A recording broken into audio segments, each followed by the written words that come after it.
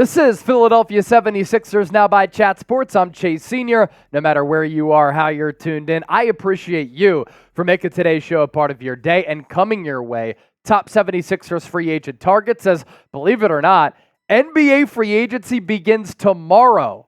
And with that, free agency beginning tomorrow, so make sure you join us live. We're going to be live right here on 76ers Now. Our coverage starts an hour before some of these deals are going to hit the news. 4 p.m. Eastern, 1 o'clock Pacific is when our show gets underway. And you see the prompt here. Name a free agent you want the Sixers to sign. We'll see you tomorrow live, I hope. But for now, let's take a look at these free agency targets.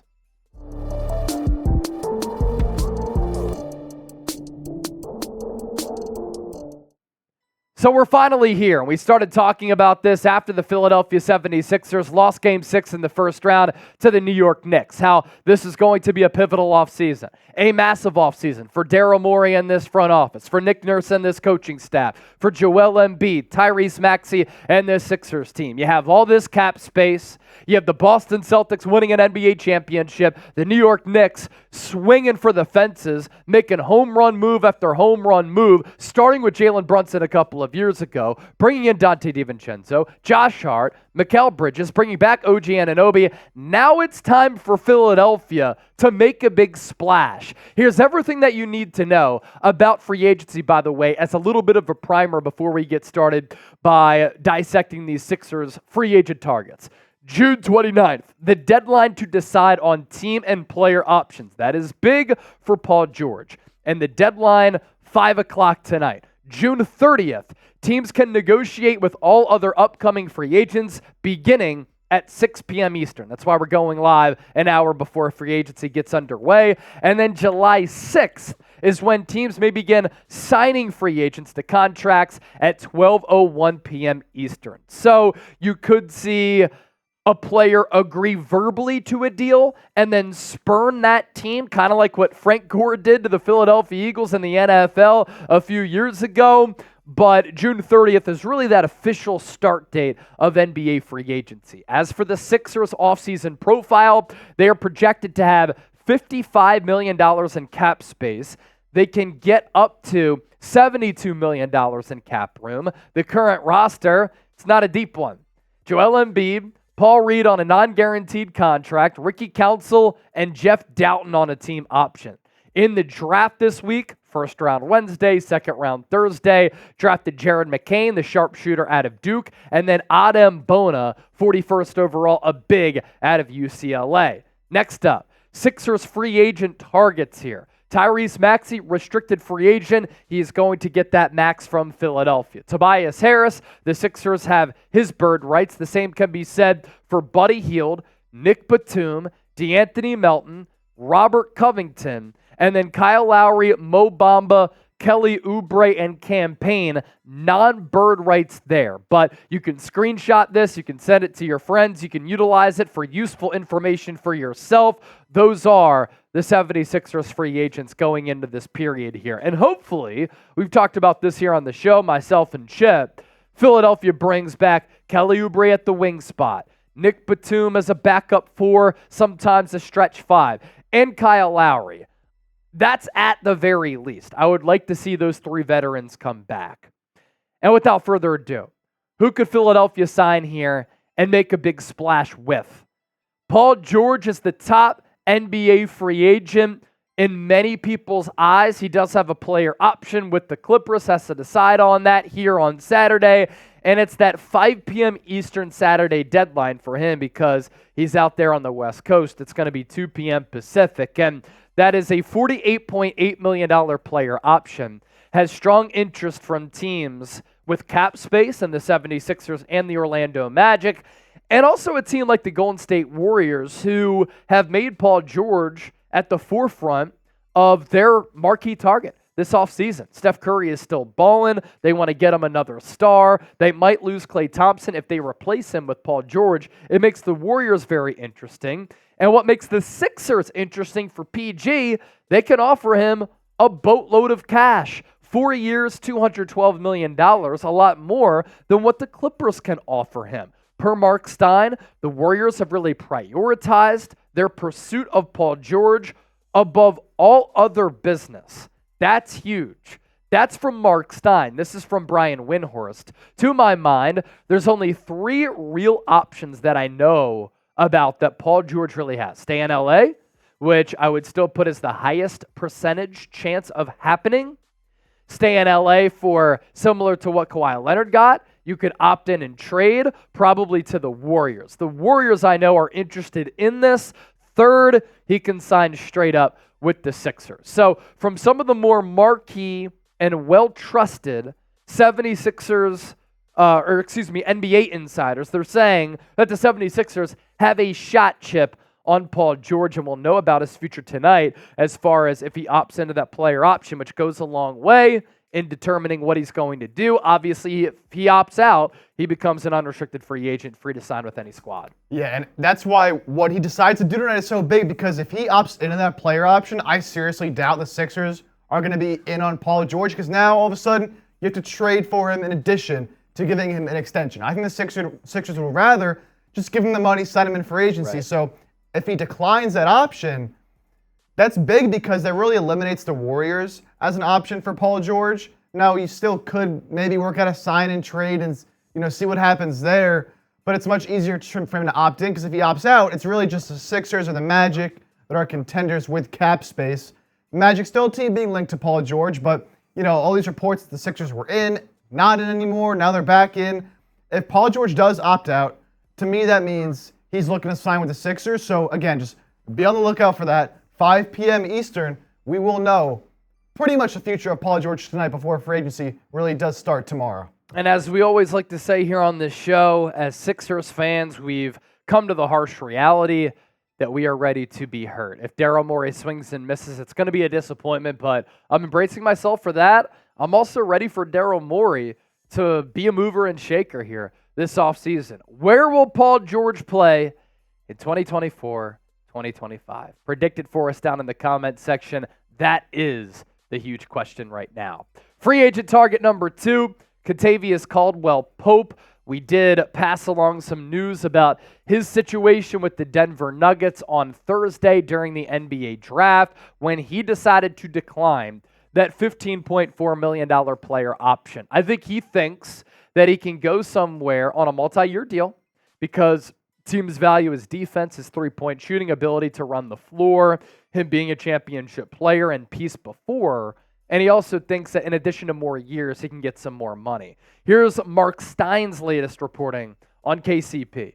Sources say Philadelphia and Orlando are weighing runs at Caldwell-Pope with that cap space if, as increasingly expected, he declines that $15.4 million player option with the Nuggets to enter free agency and field richer offers. Obviously, that last line ended up happening, and I think he's going to be able to field some of those richer offers. Tim McMahon saying the Nuggets will not be entering a bidding war. You think about all of the money that they're already paying Jamal Murray, Nikola Jokic, and Michael Porter Jr. It's not like Aaron Gordon is a cheap player, so they're not going to overpay for somebody. Remember when Mike Malone, the head coach during the championship parade, was saying, Bruce CB, he ain't going anywhere. He's talking about Bruce Brown. He ended up signing with the Pacers, and he got a bag. So for KCP, if teams offer something out of the Nuggets' price range, the Nuggets aren't going to say, we're going to match that offer. They'll say, sayonara and thank you. Matt Moore, NBA insider, saying that the Magic could offer KCP 2 years, $50 million. And for him, I think it's going to come down to which team do you want to go to and what situation do you want? Do you just want to get $25 million per year and play on a playoff team? Do you want to maybe take a little bit less and play on a playoff team with better championship odds in the Philadelphia 76ers? 10 points per game last year, 46% from the field, 40.5% from three. That would be a great piece with the current construction of the stars on this team.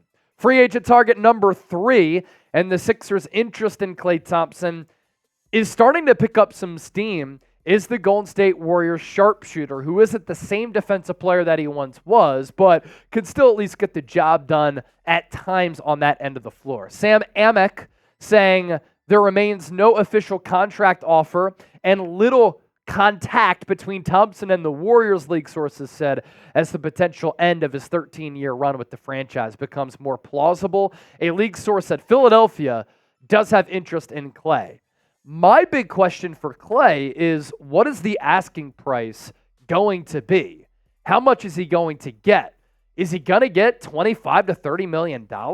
Because for a 34-year-old who's showing some signs of decline offensively, defensively, and physically, I would be very worried about giving him that much money. If he ends up playing like he did 2 years ago, where he averaged nearly 22 points per game, almost 44% from the floor and 41% from three, and he can give you solid defense, then that's a worthy investment. But the defensive plus minus has gone down over the last several years. The defensive rating, as we're showing you here, some problematic trends in 2014, 2015. That's when the Warriors were on that dynastic run, and he was at the peak of his powers. Defensive rating was 103.6. Here we are, almost 10 years later, and of course, the defensive rating is worse, but it's worse pretty significantly, and it's gotten worse every year pretty much. This past year, it went from 103.6 in 2014-15 to 117.8. Free agent target number 4, and this is a player who could fit the Sixers' price point a little bit better, is Gary Trent Jr., formerly of the Toronto Raptors, a player who Nick Nurse has some familiarity with from a couple of years ago. And there is that familiarity with Nurse, which could help things, but there is some chatter that Gary Trent Jr. and Nick Nurse did not get along, and obviously, if Philadelphia doesn't end up signing him, that could be the reason why. I think this is one of those athletic wings who could be a good piece on a really solid team. He, of course, isn't going to be one of your marquee options, but he can certainly get the job done. I liked him in Portland. I liked him with Toronto. It really depends on the fit. I do think fit is important. Last year, under 14 points per game, but 39% from three with a little bit of volume there and as an active defender. NBA University, Gary Trent led the NBA in wide open three percentage this year, 51.3%.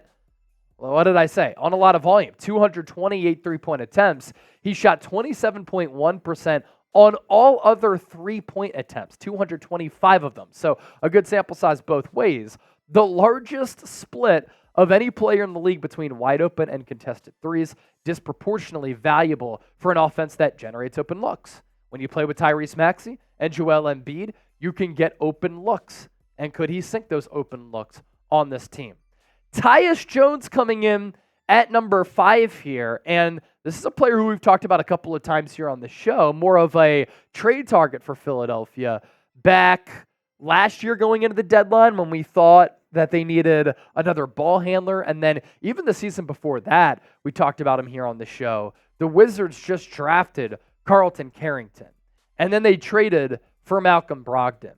I think that's a sign that they're going to move on from Tyus Jones, who's going to be able to get paid on the open market. This is a guy who, with the Memphis Grizzlies a couple of years ago, when Ja Morant was out, the Grizzlies played well. They won games, and Tyus Jones was their starting point guard. Last year, on just a despicably bad Wizards team, 12 points per game, 7 assists. I mean, that points per game assist ratio is really good at only 29 minutes per night. So if you're looking for a backup point guard behind Tyrese Maxey, a guy who can run your second unit, my goodness, he can do that. Solid defender, very efficient, almost 49 and 41% from the field and from three-point range. So let's ask you this. The 76ers' biggest need is what? I think it's at the wing. I'm interested to see what their strategy is at backup center after making the move for Adem Bona in the draft, which brings us to Andre Drummond. I think that he could be a really good backup center, but what is the development of Adem Bona going to be? Do the Sixers think that he's ready to play right now? Or for a guy who picked up a basketball and started playing the sport at 13, does he need some seasoning? Despite drafting him in the second round, I think that you could see the Sixers bring in a veteran big, and Andre Drummond played excellent for this team prior to him being involved in that Ben Simmons-James Harden trade a few years ago. 17 minutes per game last year. Keep that in mind. 17 minutes per game. Not a lot of time, and yet he's still averaging 8 points and 9 rebounds. He's one of the most active rebounders in the game. And this isn't a hyperbolic statement. In this generation, over the last decade, he's been one of the best rebounding bigs that we've seen in the NBA. There's a lot of traction and a lot of chatter behind the Sixers' interest in Naji Marshall. This could be one of those classic Daryl Morey signings where they find a player and he ends up breaking out a little bit. He's kind of an analytical darling, big body for the defensive end of the floor, and then not a bad three-point shot. You just hope that the three-point numbers can go up a little bit. Evan Siddery saying the Pelicans preparing to lose him in free agency as a strong market is expected for the versatile wing. Everybody's looking for 3-and-D wings, right? Because that position is very important for a playoff run. Teams with cap space, such as the Pistons, Sixers, Spurs, strong contenders to secure Marshall away from New Orleans. He's a very underrated player and was an underrated player for the Pelicans. And he's only 26 years old, and he's somewhat local because he grew up in Atlantic City. Last year with the Pels, 19 minutes per game. I think these numbers could be a little bit better if he goes to a different team, just because you think about where that Pelicans team was with Herb Jones. They're really set at that wing spot. Trey Murphy, so 7 points per game, 3.5 rebounds, under 2 assists, almost 39% from three, 46% from the field. That's a valuable type of 3-and-D wing rotation piece. If the Sixers want to get a good athlete at the forward spot, Obi Toppin is a walking human highlight reel. I don't really like how oftentimes he gets lost in moments on the defensive end of the floor. He's not going to shy away from shooting the ball. He does have that corner three and has started to develop that part of his game from when he was at Dayton. The Pacers tendered the qualifying option to Toppin, making him a restricted free agent. So they're showing some value in maybe bringing him back if they want to match that deal that he gets. Matt Moore saying that Toppin wants $15+ million annually. If he could take that next leap with the athlete that he is, $15 million, you could certainly do worse with your financial allocation with the dollars. 10 points per game last year in what was definitely a career year, 57% from the field, 40.3% from the three-point line. Was that an outlier? Is that a sign of things to come? Because before that, the three-point shot was not good at all, and he was looked at as a little bit of a disappointment for New York. Caleb Martin, an unrestricted free agent, and he's going to have a market because, once again, teams are looking for wings like him who can defend. 2 years ago, during that Heat run of the NBA Finals, he was excellent in the Eastern Conference Finals against the Boston Celtics, one of the MVPs of that Heat team. He declined a $7.1 million player option. And it's funny what happens with these player options. PJ Tucker, $11 million player option. Of course he's going to opt in because he's not going to get that elsewhere. For Martin, Caleb's looking at 7.1 and he's saying, I'm going to opt out because I can get way more than that on the open market. Last year, there were high expectations for him coming off that playoff run. I'd say that he was a little bit disappointing, or at least not as good as what maybe people had thought he was going to be in 2023-2024. 10 points per game, 43% from the field, less than 35% from three-point range. And that was coming off that playoff push in which in those 23 games, as the Heat lost in the NBA Finals to the Denver Nuggets, averaged nearly 13 points per game and almost 53% from the field and 42% from three. Had a couple of big baseline hammers and big three-point shots and defensive plays against Boston. I want players who have no fear against Boston, and I love that Heat culture.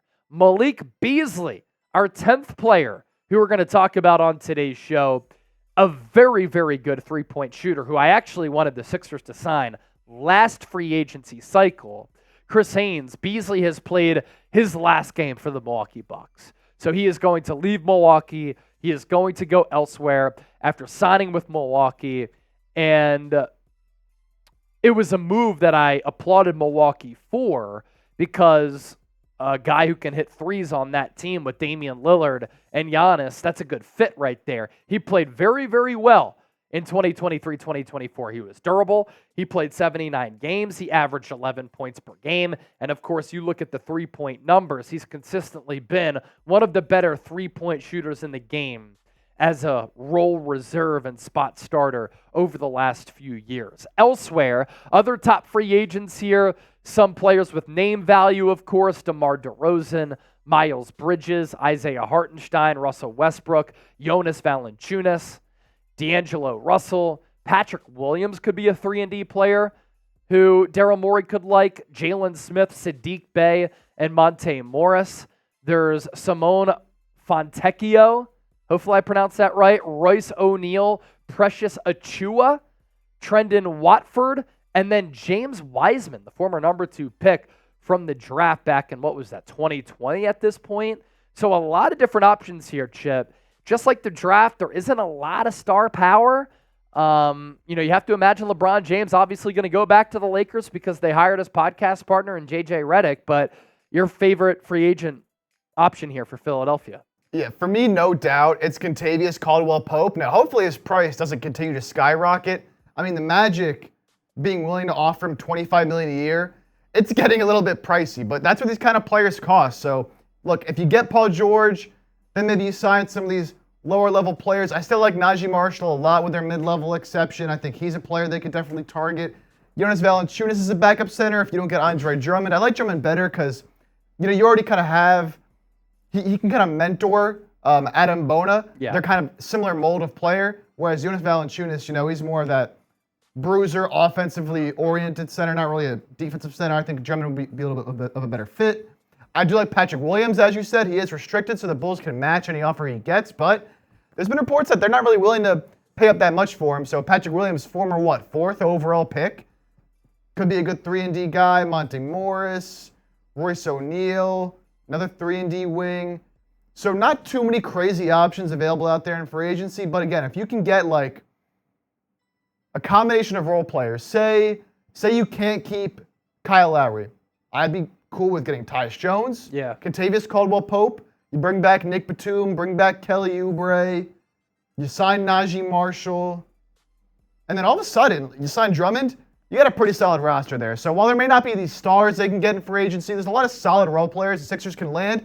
Daryl Morey is saying that they plan to be the best team in the East next season. So he obviously has some plan cooking up for free agency, maybe through trading as well. So Daryl Morey, you got some options. Let's see what you do with it, man. Let's see what you do with it. Yeah, and that classic patented Daryl Morey voice. Yeah, we plan on being the best team in the NBA this year. Prove me wrong, man. Prove me right. I don't know. I'm tired. I just want the Sixers to fucking win games. That's it, man. That's all. Just get past the second round. Stop being owned by Boston. And please, can we not enter this era now where you haven't beat Boston in the playoff series since the 1980s, and now just don't get owned by the Knicks? I mean, please. I just can't take that. If I'm a lifelong Sixers fan and my team is getting owned by New York and Boston, it's going to be hard for me. I'm going to seek help. Name a free agent you want the Sixers to sign. Join us live tomorrow, 4 p.m. Eastern, 1 p.m. Pacific. Free agency special here on 76ers Now, and that right there was your free agency primer and preview.